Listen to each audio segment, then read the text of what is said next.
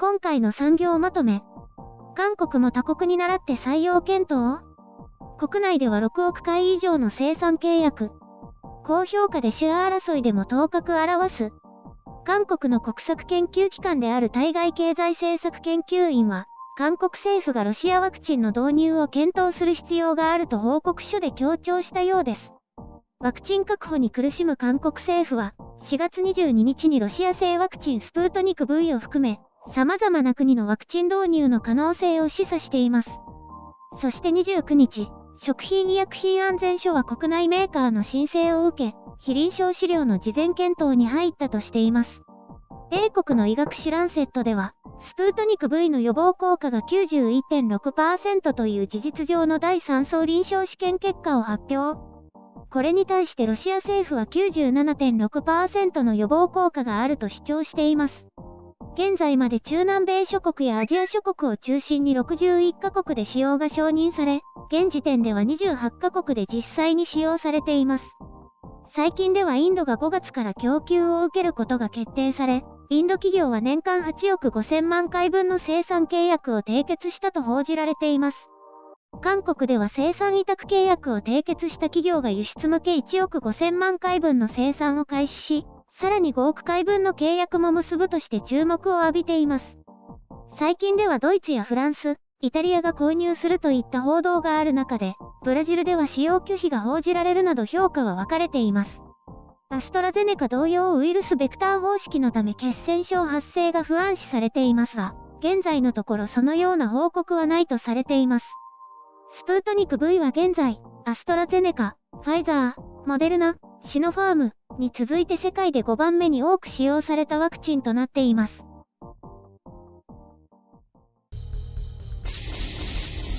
編集書簡。今回の概要。スプートニク V 大逆転。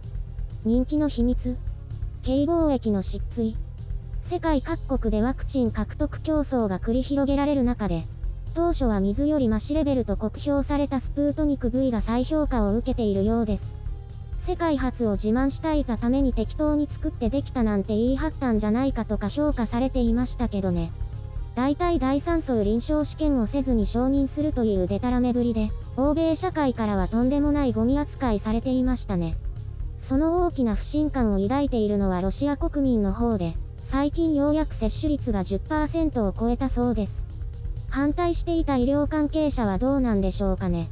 まだ抵抗しているのでしょうか。きっとしてるよね。この接種率だと。ロシアは他にも2種類開発されていて、どうやらどれも国内からは大した評価を受けていない模様。ただ、どれもちょっと特徴的で、1度目と2度目に接種する薬剤の種類が違うらしいんですよね。全く同じではないとのこと。アストラゼネカと同じウイルスベクターなのに血栓症などの副作用がないのはこのせいかもなんて話もあります。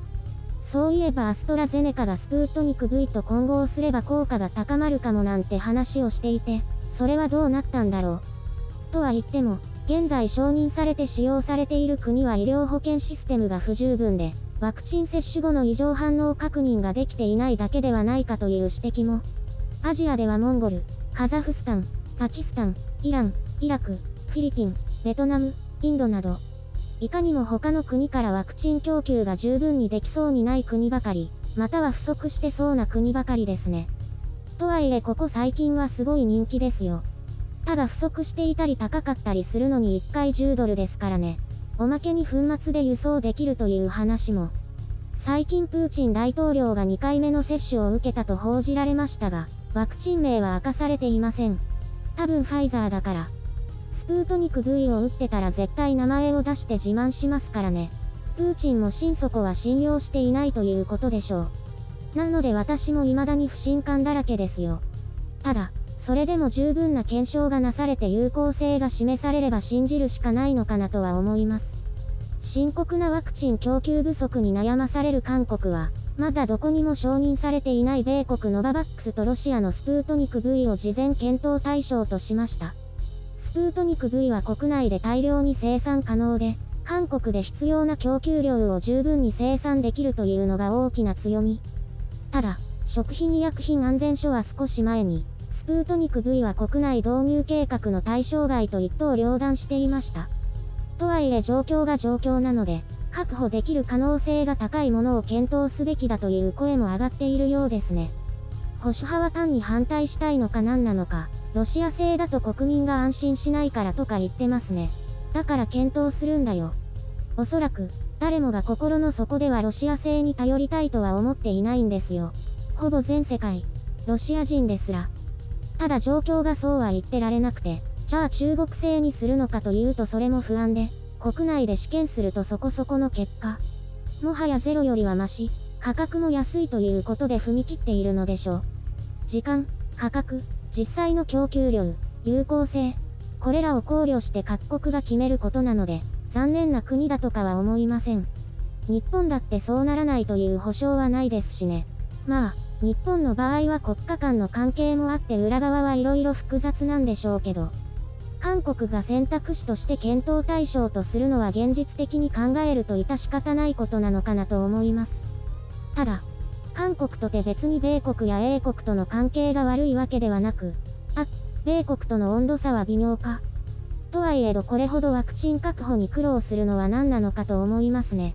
途上国向けのコバックスからも供給を受けたりして、ひょっとしたら中国のように、初期のマスクや検査キット外交で評判を下げてしまったのかなとか、また別の理由があったのかとか想像しちゃいます。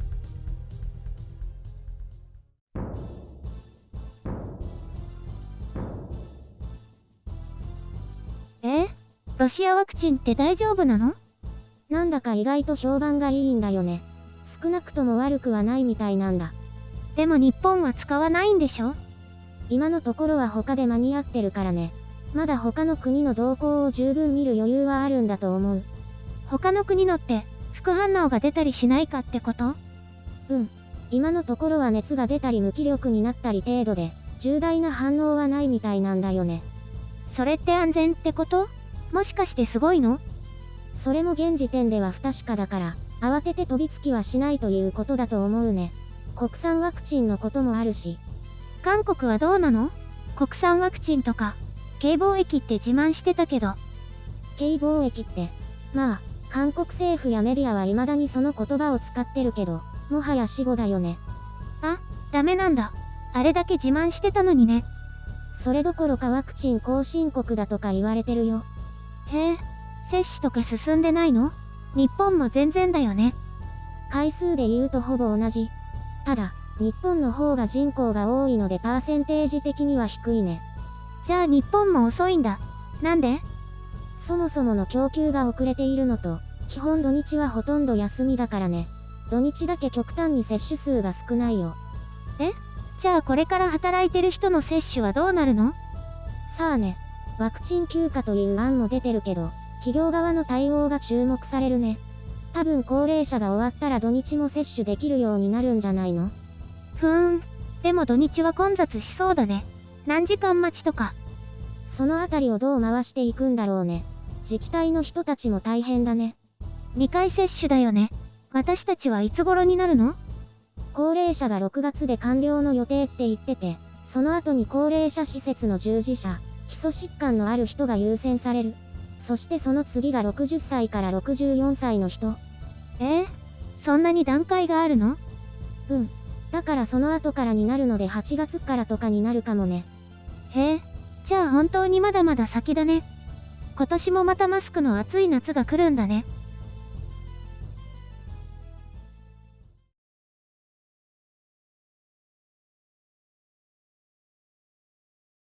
やめてみたら楽になったものって何かある？なんだろう、やらなきゃいけないのにやってないならあるけど。この前テレビでやってたんだよね。やめてみたらこんなに主婦が楽になったって。主婦じゃないけどね。ハッピーアイスクリーム。どんなのがあるの？例えば、ゴミ箱をキッチンに一つだけにしてみたとか、トイレのマットやスリッパをやめてみたとか、洗濯物を畳むのをやめてみたとか。洗濯物は畳んだ方がいいかな。他の2つは良さそうだけど、一人だと大した量じゃないし、全部かけておくのも違うんだよね。ゆるりんがプレゼントしてくれた魔法のお鍋のおかげでフライパンがお蔵入りとなったよ。炒めたり、煮込んだり、自分でお料理するのをやめてみた。ははは。私も最近ほとんどあれだね。切って入れるだけだから。そういえば私の会社も社員一人一人の机の下にあったゴミ箱を全部やめてみたんだよね。大きなゴミ箱を共有で置いてあるの。ああ、事務所だと必ず出てくるよね。ゴミ箱問題。最初はゴミを捨てるのにわざわざ歩いて共有ゴミ箱まで持っていかなくちゃならなくって面倒だなって思ったけど、これがすごくいいことだってわかったんだ。なんで、面倒じゃない？座りっぱなしにならないから健康的だし、Apple Watch のスタンド機能が評価してくれるし、ゴミ集めもなくなったから会社の掃除も時間かからないし、何よりゴミをむやみに出さなくなったよね。ああ、自分たちで会社の掃除してるんだ。それはいいね。ゴールデンウィークはずっと家にいるから、いろいろやめてみようと思うよ。そんなにやめることある？わかんない。とりあえず部屋をきれいにしなくっちゃ。今絶賛荒れ放題中なんだ。なんで荒れるの？ミーティング用の服を引っ張り出して選んだりしてるとしまうのが面倒で。私も出しっぱなしの服が大量にハンガーにかかってる。部屋をきれいにしてからシンプルライフのために何をやめてみるか決めてみる。へえ、じゃあゴールデンウィークは大掃除するの？でもそういえば、私ゴールデンウィークはずっとお出かけしてるかも。注文しちゃったんだ。このご時世にどこかに行くの？うん。ちょっと動物さんたちが集まる無人島の森に行くんだよ。スイッチ買ったんか？まだ内緒の話だよ。